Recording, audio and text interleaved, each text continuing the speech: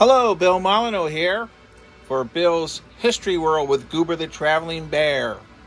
And tonight we are doing another Goober book review. And tonight's book is Devil's Den, A History and Guide by none other than Mr. Garry E. Adelman and Mr. Timothy H. Smith. A few moments I need to say, Mr. Garry is extremely famous. He does YouTube, Licensed Battlefield Guide, his YouTube videos for the American Battlefield Trust, and an incredible historian. And I can't say enough about Garry and all the work he does. And then we have Mr. Timothy Smith and a Licensed Battlefield Guide, one of the greatest speakers for the Adams County Historical Society, the Museum Beyond, Gettysburg Beyond, and both of them are phenomenal historians. So, let's get this out of the way. The Devil's Den book is 2 paws up and 2 feet paws up. All right, Goober the Traveling Bear, you gotta laugh. Life is short. And we're going to talk about this book for a few minutes. You can buy it on Amazon, but you can also purchase it at the Adams County Historical Society, Gettysburg and Beyond Museum. Now, we're going to get Goober out of the way, and we're also going to keep this video short. All right, so we're going to hit just a few major points, and I have my notes here. And here we go.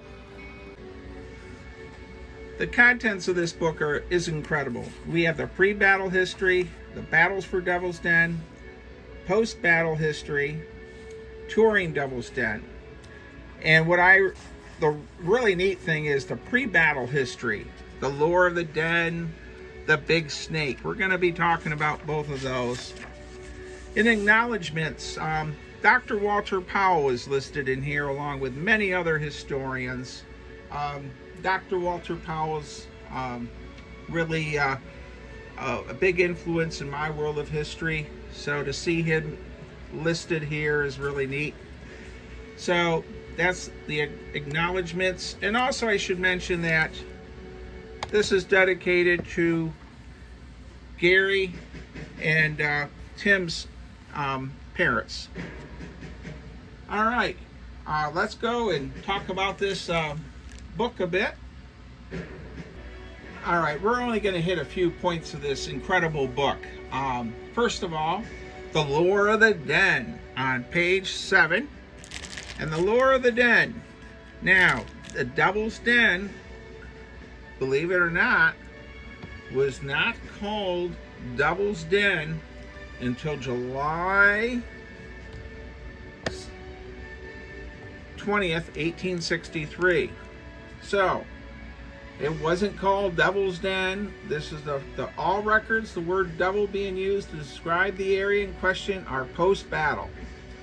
All right, so let's get that right out of the way. It wasn't until after the battle. And very interesting that is truth. And the first documented usage of the name Devil's Den to describe the rocks in front of the Round Tops comes from a Pennsylvania soldier named Francis M. Stoke. All right, we're not going to continue on with that. All right, now let's go on to the snake lore. All right, on page 11, Heat Big Snake. By the turn of the century, the term Devil's Den was used in virtually every book published on the battle.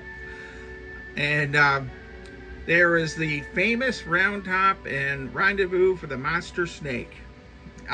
There's a whole chapter about the snake, and it's quite interesting. It seems like everybody's account, it got up to be like 20 feet long in some reports and some people's diaries.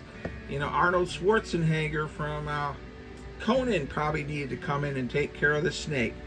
So they do a great service in this book on talking about these many different issues in the snake caves.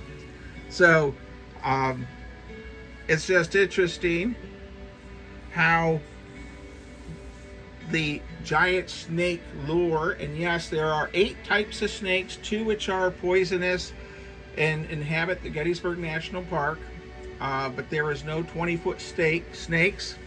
The longest one can grow is about 6 feet. And as far as the exaggeration of 15 to 20-foot snakes coming out of Devil's Den is all prefabricated. All right, so let's move on from that. All right, we're going to talk about P. Noel. This is sort of close to me. When I ran the Gettysburg Area Gamers War Game Club, we had several licensed battlefield guides. And this fictitious story, which is on Haunted Gettysburg, it's in books, that a woman died at Devil's Den, and her ghost with a finger of death carved her name P. Noel in here. And it's totally false fiction, and there is no such thing as this being carved by a ghost. What it is there is an actual person that carved for the federal government, and he carved in his name in there near it's at the top of Devil's Den in the one area, and this book tells you exactly where it is. Now I'm gonna read on the P. Noel. The Gettysburg Granite indicating that a local contractor was involved in this. A humorous story concerning this inscription is included in the recent book entitled Haunted Gettysburg, in which the carving is attributed to Pauline Noel, who supposedly died at Devil's Den, whose ghost is responsible for the carving. It cannot be stressed enough that this story, like many other ghost stories, is an outright fabrication and not true. No one named Pauline Noel ever lived or died near the den. So there is no Pauline Noel even in Gettysburg. So this book clears up another, I guess, I'm amazed of how many people ask me, have I ever been or seen this carving in Gettysburg? And I lived there 20 years, and of all the things I was asked about, not, Gettysburg's Lincoln's address statue or General Meade's headquarters, but I would be asked about this.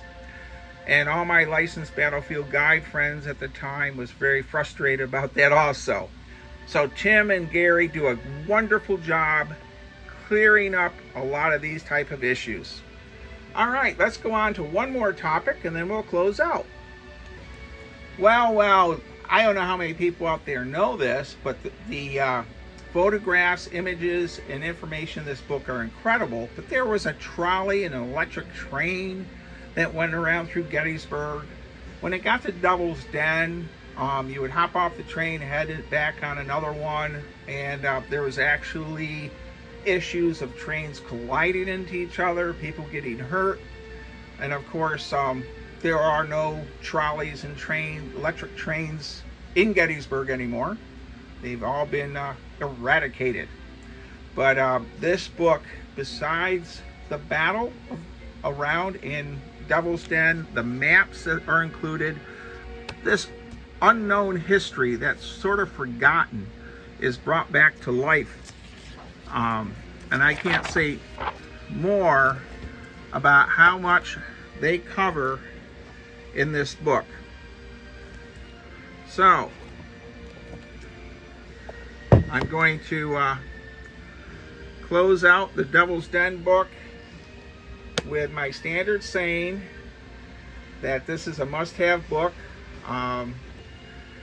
Gary and Tim are incredible historians. This book is a must-have book, and it contains so much information and it reads really nice. I read this in about 3 hours, maybe a little less, and the photographs and maps are awesome. Anyhow, please subscribe to my history channel as I try to grow and try to help teach history with Goober the Traveling Bear. And Goober is just in fun. You know, you gotta laugh and enjoy life a bit. Thank you for watching. Stay safe, be kind, be courteous. Like and subscribe to my channel and let other people know about it. And I'm trying to do 2 book reviews a month if I can read that fast. Thank you for watching.